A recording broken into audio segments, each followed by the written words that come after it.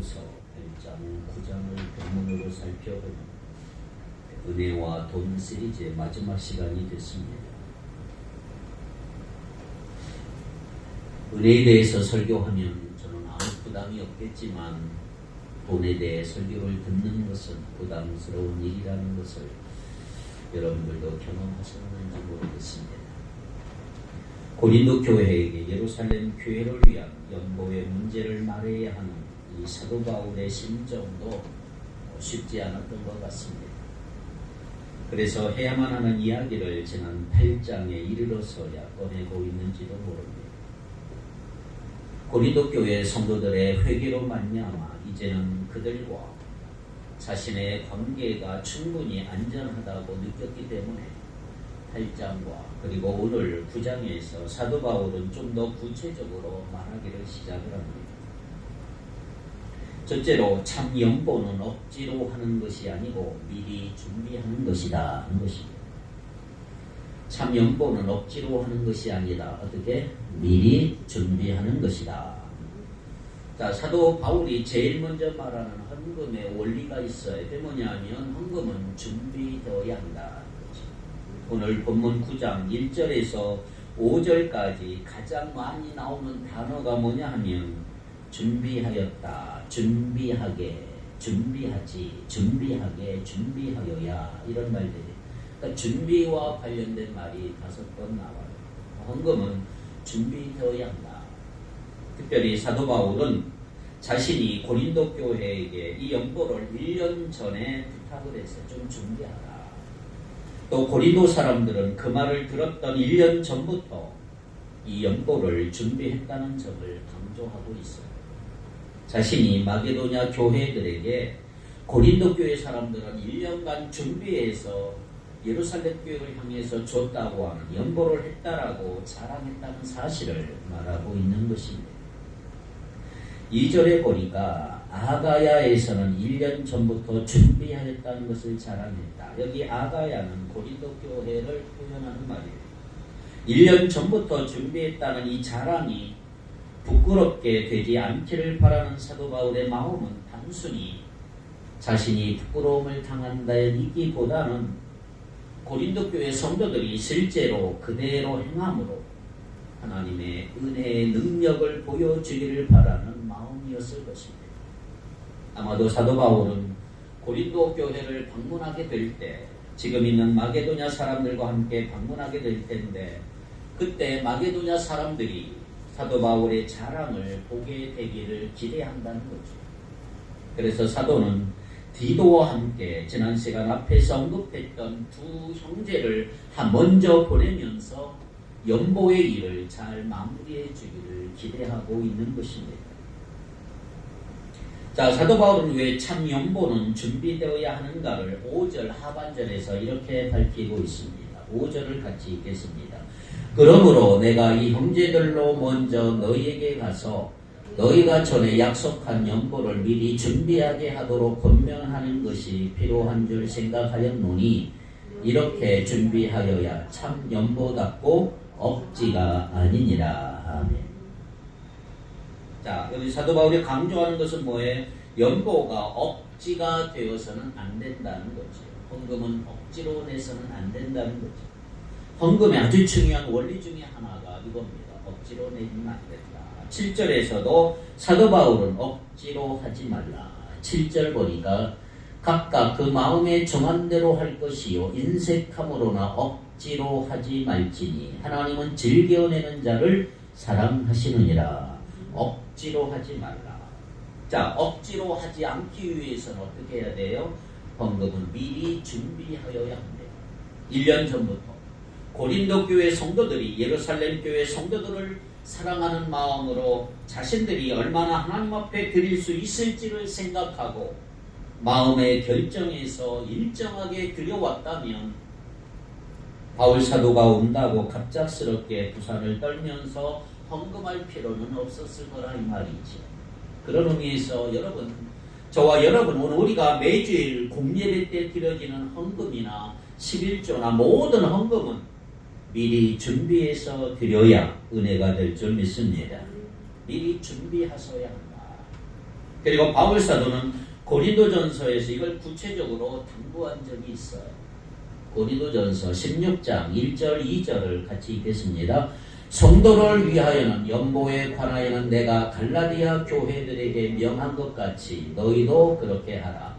매주 첫날에 너희 각 사람이 수입에 따라 모아두어서 내가 갈 때에 연보를 하지 않게 하라. 아멘.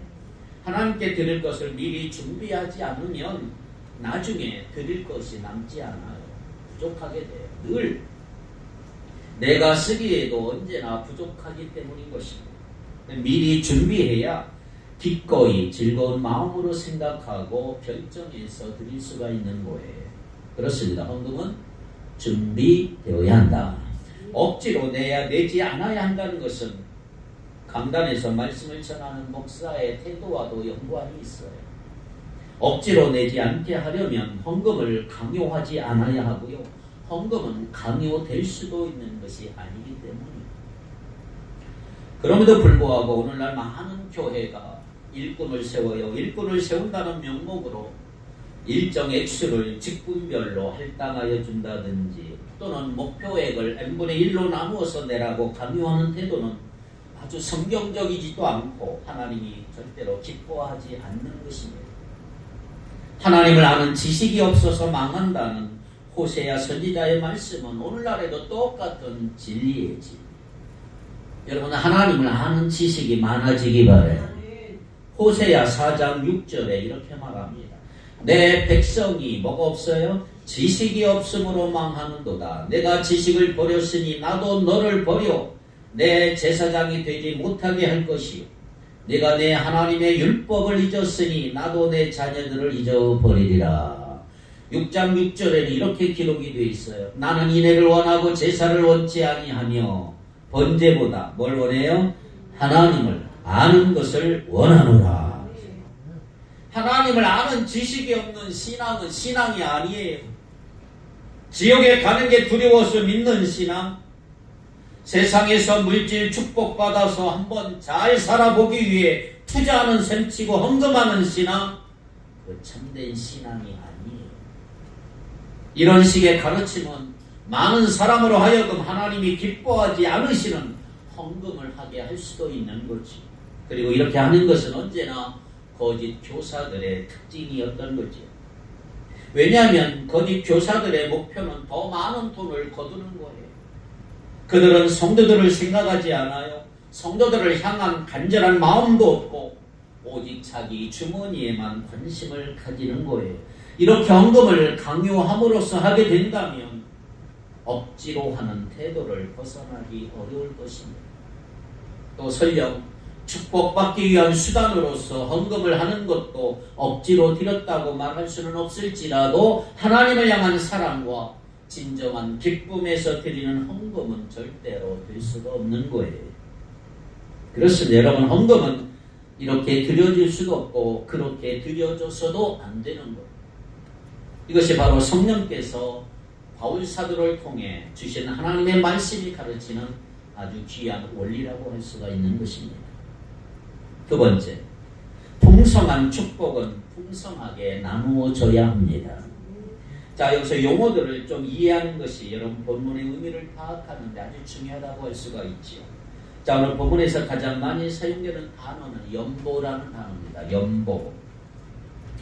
특별히 고린도후서 8장 9장에서 사용된 연보라고 하는 말의 대부분 헬라어로 성실하다, 관대하다, 혹은 너그럽다 이런 뜻이에요.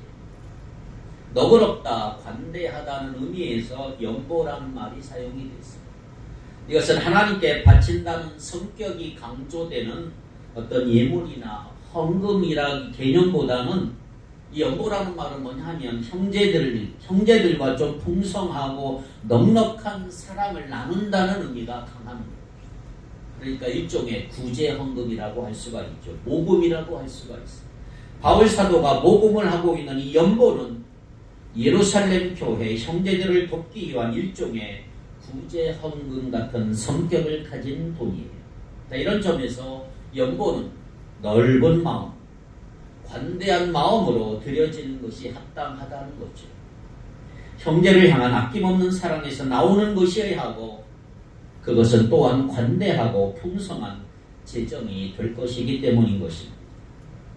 자, 그렇다면 구체적으로 연보란 뭘 말하고 있을까요? 우리가 읽고 있는 대역 개정 성경에 보면 헬라어 3가지 단어가 연보라는 말을 번역을 하고 있습니다. 자, 첫 번째 단어는 뭐냐 하면 하드로테스라는 말을 썼어요. 하드로테스.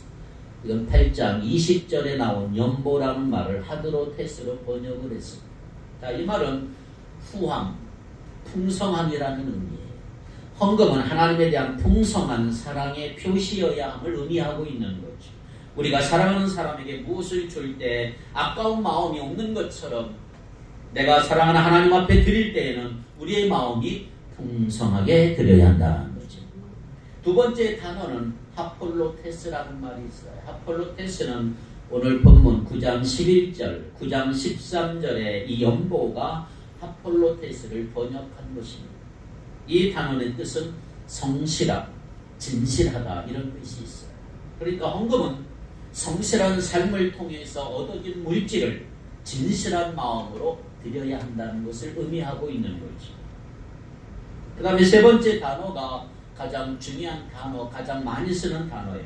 율로기아라는 말을 썼어요. 율로기아. 9장 5절에 나온 말씀에 연보가 율로기아로 번역을 했습니다. 이 단어의 뜻은 찬양, 축복, 봉헌이라는 뜻이에요. 그러니까 헌금은 단순히 물질적 봉헌의 의미를 넘어서 찬양과 함께 드려지는 예배의 한 부분임을 설명하고 있는 거예요. 그래서 헌금은 예배 중에 드리는 거예요. 그게 헌금이 헌금, 율로기아라는 말. 자, 바울 사도가 여기서 말하는 연보는 3가지를 다 말한 거지요. 하나님께서 후하고 풍성하게 베풀어 주신 축복이다. 그리고 이 풍성한 축복은 다시 풍성하고 후하게 가난에 있는 예루살렘 교회의 가난한 형제들에게 나누어져야 한다. 이걸 강조하고 있는 것. 그게 연보예요. 그러니까 사도는 오늘 본문에서 이 나눔이 풍성하고 관대해야 한다는 것과 함께 하나님께서 우리에게 허락하신 그 놀라운 축복을 나누는 것이라는 점을 거듭 강조하고 있는 것입니다. 그러니까 헌금하는 것은 단순히 물질만 기부하는 게 아니에요. 이 물질을 통해서 교회가 유지가 되고 가난한 자들이 도움을 받게 되고 하나님의 복음이 전파되는데 유용하게 사용되어지기 때문에 하나님의 복을 받고 전하는 구원의 통로가 될 수 있다는 것입니다. 자, 이 점에서 바울 사도가 지적하는 태도를 우리가 주목할 필요가 있습니다. 자, 7절 보세요. 다시 한번 읽어봅시다. 7절 한번 읽어봅시다. 7절 시작.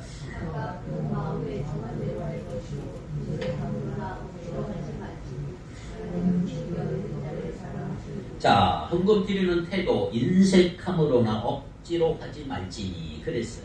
자, 억지로 하는 것 외에 인색함의 문제도 있어요. 인색하다. 자, 인색함은 뭐예요? 최소한을 드리는 태도가 인색한 거예요. 최고로 많이 드리는 게 아니고 최소한 아까운 마음으로 하는 게 인색함이라는 뜻이에요. 자, 이런 마음으로 내가 연보를 하게 될 때 은혜의 요소는 없다는 거죠. 은혜와는 정반대의 태도를 드러나게 돼요. 인색함으로나 억지로 할 때 돈이 은혜가 될 수는 없는 것입니다. 그래서 여기 바울 사도는 돈을 연보라고 표현함으로 강조하는 게 뭐예요? 풍성하고 넘치도록 축복하시는 하나님의 은혜로움이다. 이 은혜로운 성품은 언제나 우리에게 넘치도록 넉넉히 베푸시는 하나님의 성품이라고 할 수가 있는 거예요. 하나님의 성품은 항상 풍성한 거예요. 넉넉함이. 하나님으로부터 그런 은혜를 여러 풍성히 받기를 바랍니다. 우리 하나님처럼 은혜로워지는 것을 배우고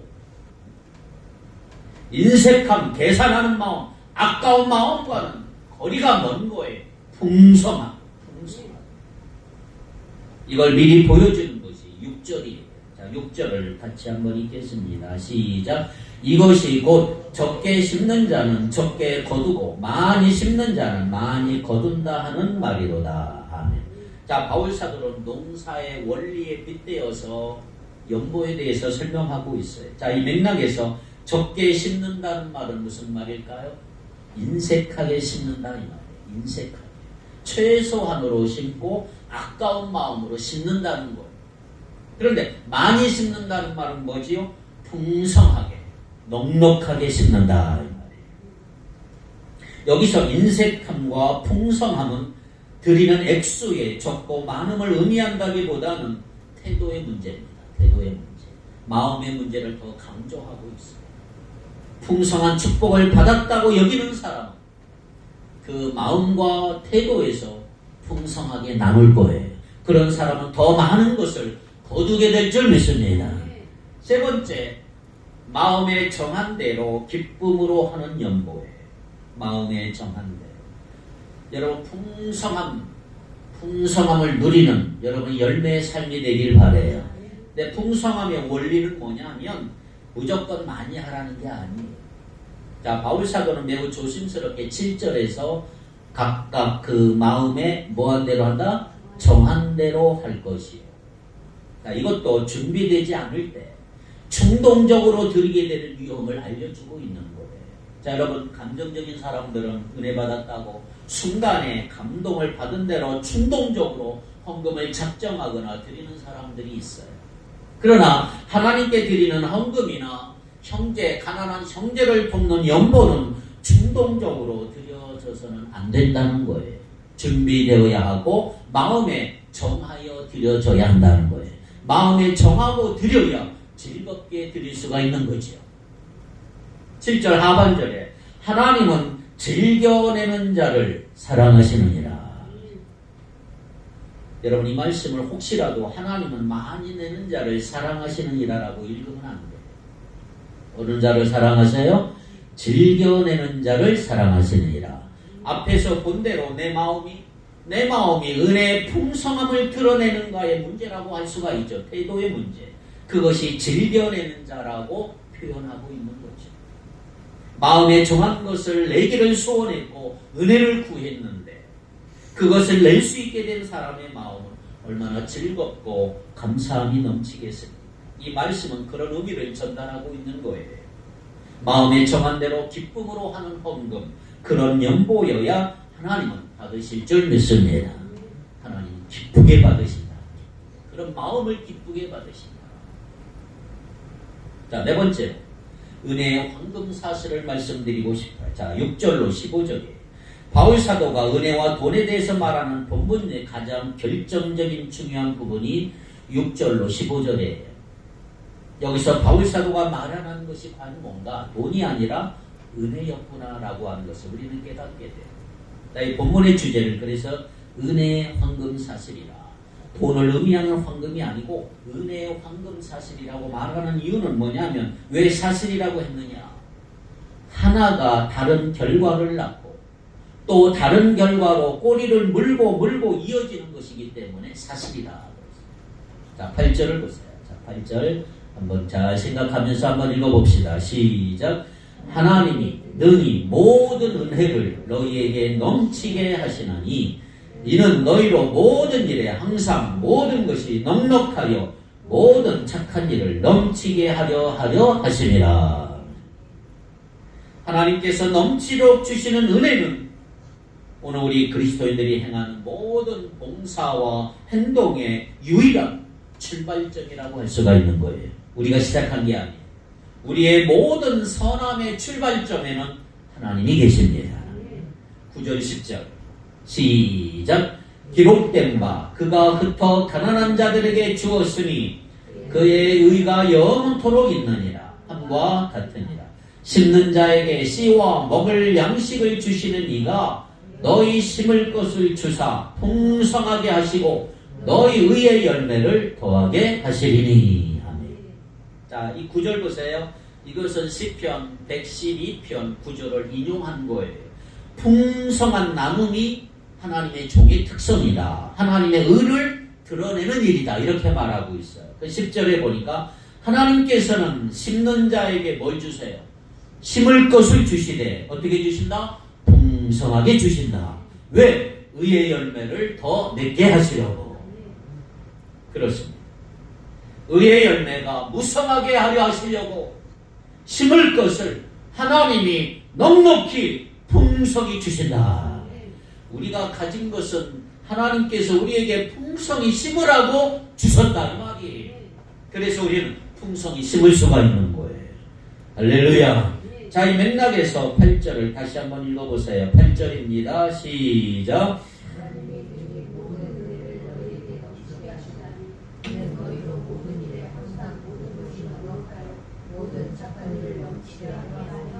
아멘. 은혜가 모든 일에 항상 모든 것이 넉넉하여 모든 착한 일을 넘치게 하겠다. 하나님께서 은혜를 풍성하게 주심으로써 시작하신 일이다. 그리고 이런 사람 얼마나 행복할지를 여러분 생각해 보세요. 하나님이 풍성하게 주셨어요. 그 받은 사람이 풍성하게 남는단 말이에요. 이 모든 선한 일은 하나님께서 풍성하게 주신 은혜에서 시작이 된다 말이죠. 그 은혜가 넘치는 것처럼 모든 착한 일도 넘친다. 우리가 행하는 어떤 착한 일도 우리 자신으로부터 시작되지를 않아요. 하나님으로부터 시작이 된다는 거죠. 그래서 이 본문에서 바울 사도가 사용하는 단어나 구절들을 주목할 필요가 있어요. 8절에 보니까 넘치게, 넉넉하여, 넘치게. 10절에 보니까 풍성하게, 더하게. 11절에 넉넉하게, 너그럽게. 12절에 보면 많은 감사 넘쳤느니라. 13절에 후한 연보. 14절에 지극한 은혜. 마지막으로 15절에 말할 수 없는 이런 단어와 구절들을 통해서 바울 사도가 지금 보여주고 싶은 게 뭐예요? 연보가 가지는 풍성하고 후하고 넘치는 관대한 성격이란 말이에요. 이게 바로 뭐예요? 하나님의 성품입니다. 하나님의 성품.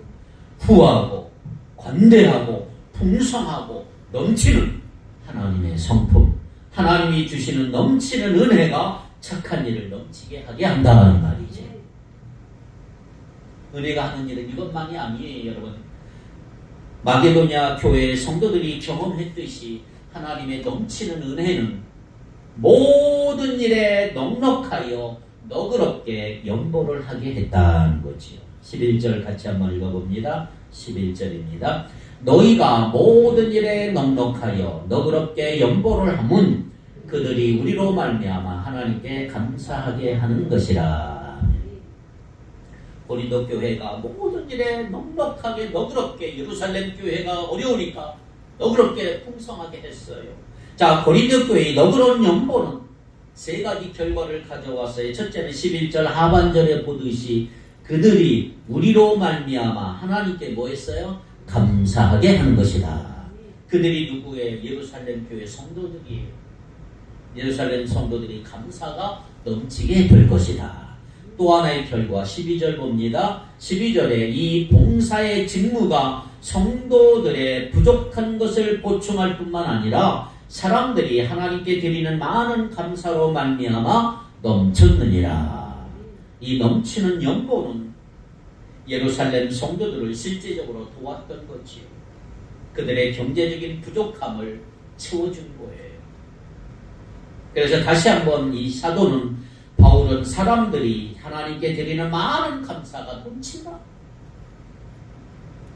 또 하나의 결과가 뭐예요? 고린도 사람들이 연보가 만들어낸 또 하나의 결과는 그 자체로 고린도 사람들의 믿음의 진실성과 순종의 참됨을 증명하는 증거가 되었다. 말하자면 고린도 성도들은 연보함으로 그들이 믿는 하나님이 참된, 하나님을 믿는 참된 백성임을 증명했다는 거예요. 하나님이 살아계신 하나님. 그걸 증명한 거죠. 자, 13절 보세요. 13절 시작. 이 증거를 삼아 너희가 그리스도의 복음을 진실히 믿고 복종하는 것과 그들과 모든 사람을 섬기는 너희의 후한 연보로 말미암아 하나님께 영광을 돌리고 아멘.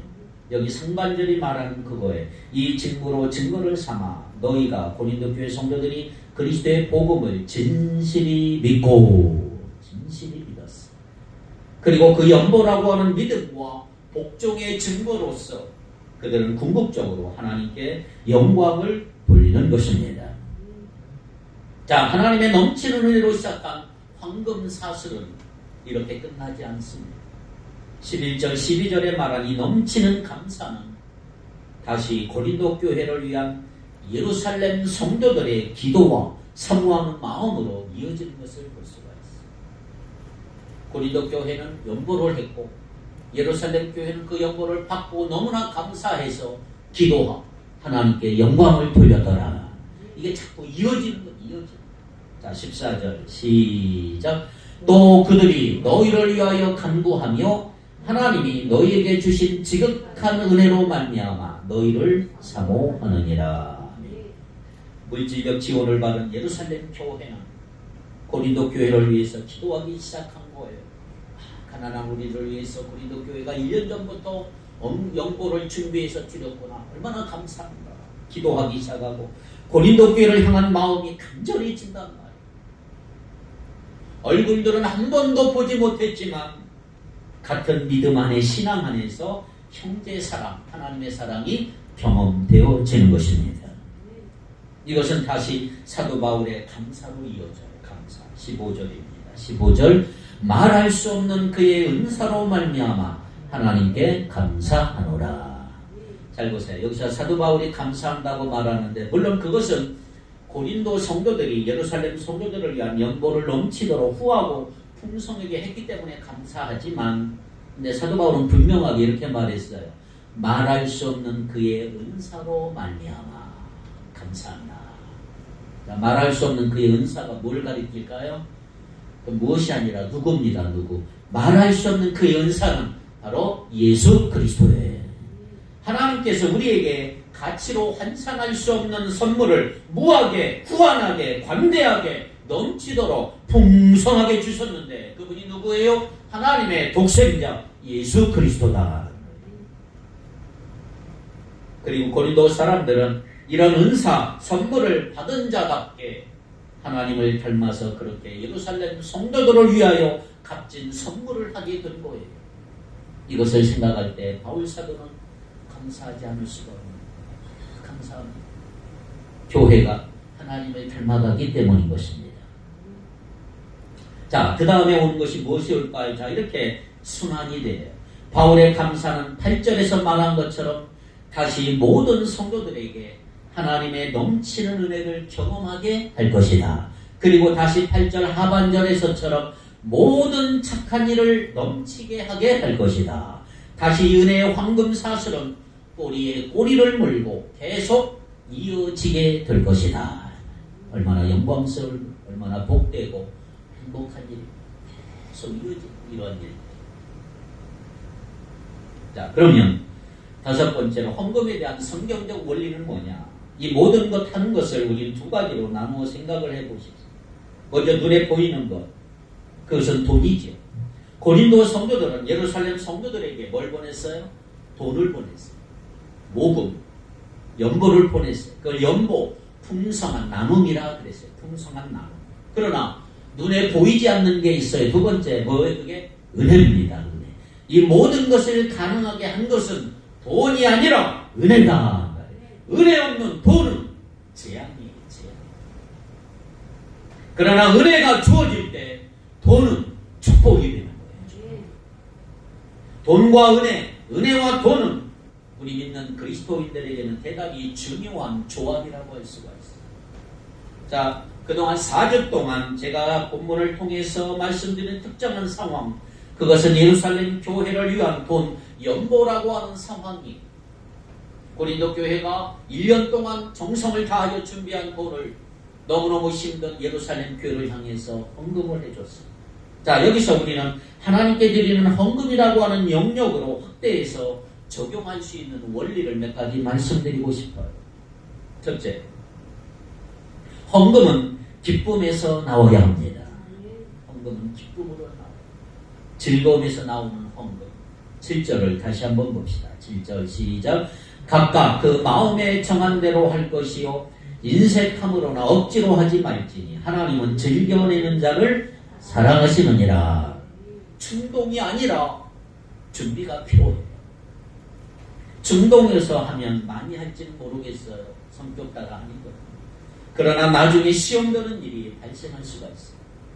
반면에 마음에 정하라 이 말은 인색하게 하거나 계산하라는 말이 아니에요. 사도 바울은 은혜의 황금사슬을 말씀드려요. 은혜의 황금사슬을 생각하며 풍성하게 심어 풍성하게 거두라는 거예요. 그러나 충동이 아니라 생각하고 내 마음의 정에서 드려야 한다. 억지로 내지도 말라. 강요에 못 이겨 혹은 사람들의 눈을 의식해서 하지 말라. 즐겨내는 자를 사랑하신다. 이 말은 동기를 강조하는 거예요. 동기. 이 즐거움은 감사와도 구분이 돼요. 감사는 뭐죠? 과거에 받은 은혜. 즐거움은 내 평생 그리고 장래에도 베풀어 주실 하나님의 선하심을 바라보는 즐거움이고 믿음이라고 할 수가 있어요.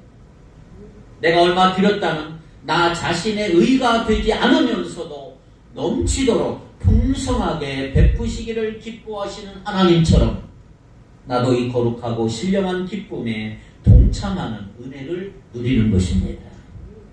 두 번째, 믿음, 헌금은 믿음에서 나오는 것이어야 합니다. 믿음에서. 여러분이 드리는 헌금은 그 액수가 어찌해든지 전부가 다 여러분의 믿음의 표현이기를 바랍니다. 그 믿음은 하나님의 선하심에 대한 신뢰를 말해요. 한 번의 신뢰가 아니고 하나님의 지속적인 신뢰가 계속 이루어지기를 바랍니다. 13절에 있는 말씀대로 헌금은 믿음의 반영이고 증거예요. 증거. 참된 믿음의 표고 그 순종을 드러내는 표라고 할 수가 있는 거예요. 하나님께서 내 삶을 책임진다고 하는 거 믿는 거예요. 그래서 우리는 생명처럼 귀하게 여기는 돈을 하나님께 하나님의 영광을 위하여 풍성하게 드리는 거예요. 중요한 것은 믿음의 표현으로 드리는 헌금은 우리가 가진 물질에 남는 것 드리는 게 아니라는 거죠. 참 연보가 되려면 그것은 믿음으로부터 드리라는 거예요. 그것은 하나님이 주신 것이 많아서 드리는 게 아니고 하나님 안에서 만족을 누리고 있고 행복하고 기쁘기 때문에 평생을 하나님께서 책임지실 것을 믿고 알고 그런 믿음에서 먼저 하나님의 것을 떼어서 드리는 거예요. 그게 믿음으로 드리는 거예요.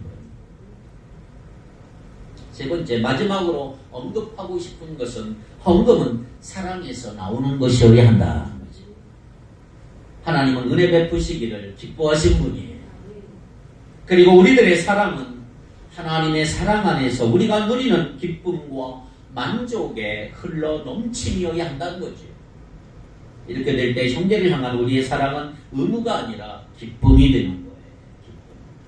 이런 방식으로 헌금은 하나님의 사랑과 이웃 사랑을 향한 우리의 믿음의 표현이 되는 것입니다.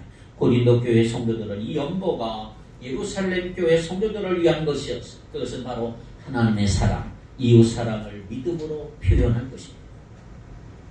자, 이제 결론적으로 여러분에게 권하고 싶은 게 있어요. 돈에 매이지 마십시오. 돈에 묶여 살지 마십시오. 돈이 여러분의 시간을 좌우하게 하지 마십시오. 돈이 여러분의 감정을 지배하지 못하게 하십시오. 여러분은 은혜에 매여야 하고 은혜에 묶여야 하고 은혜가 여러분의 시간을 좌우하고 은혜가 여러분의 감정을 지배해야 된다. 돈 때문에 시험 들지 마세요. 돈이 여러분의 주인이 되지 못하게 하십시오. 돈에서 자유로운 사람이 되시 마시고 믿음이 아니면 할 수 없는 거예요. 은혜가 아니면 불가능한 일이에요. 돈에서 자유로운 성도가 되길 바라고 은혜가 이런 일 하지 못하면 여러분은 필연적으로 돈의 노예가 될 수밖에 없어요. 돈이 여러분에게 행복을 줄 거라고 착각하지 마십시오. 은혜가 여러분의 돈을 통해서 주는 행복을 느끼시고 행복을 경험하기를 바랍니다. 은혜로 적셔진 하나님 백성의 돈이 여러분을 통해서 그 누군가가 그리고 주의 백성을 기쁘고 감사하게 하며 행복하게 한다는 것을 기억하기를 바랍니다. 여러분의 돈이 하나님의 은혜로 적셔지기를 바랍니다. 하나님께서 주시는 이 은혜의 풍성함을 오늘 우리 모두가 누리는 이 은혜의 황금사슬을 경험하는 우리 모두가 되기를 주의 이름으로 축원합니다. 기도하겠습니다.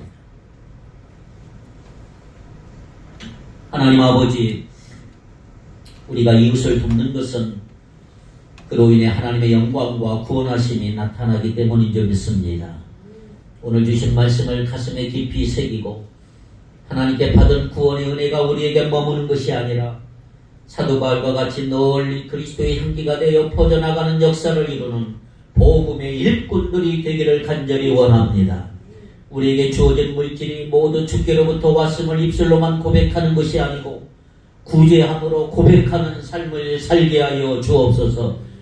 움켜쥐기 위해 동분서주하며 아우성이었던 이전의 삶을 돌이키며 주님의 말씀에 귀 기울여 순종함으로 나누기를 기뻐하는 삶을 살게 하여 주시옵시고, 고린도 교회 성도들처럼 선한 일에 동참하기로 결심은 하지만 그것을 온전히 이룰 능력이 없음을 고백하오니 사도 바울을 통해 말씀으로 고린도 교회 성도들을 일깨워 주신 것처럼 우리도 말씀으로 선한 일에 더 분발할 수 있도록 날마다 우리를 일깨워 주시옵소서. 선한 일을 시작하신 분이 하나님이실 뿐만 아니라 이루시는 분도 하나님이심을 고백하며 감사하는 삶을 살아가는 우리 모두가 되게 하여 주시옵소서. 물질을 지배하는 자 되게 하시고 물질의 자유를 얻게 하여 주시옵시고 은혜의 황금사슬을 날마다 경험하는 자들 되게 하여 주시옵소서. 예수님의 이름으로 축복하며 감사하며 기도하옵나이다. 아멘.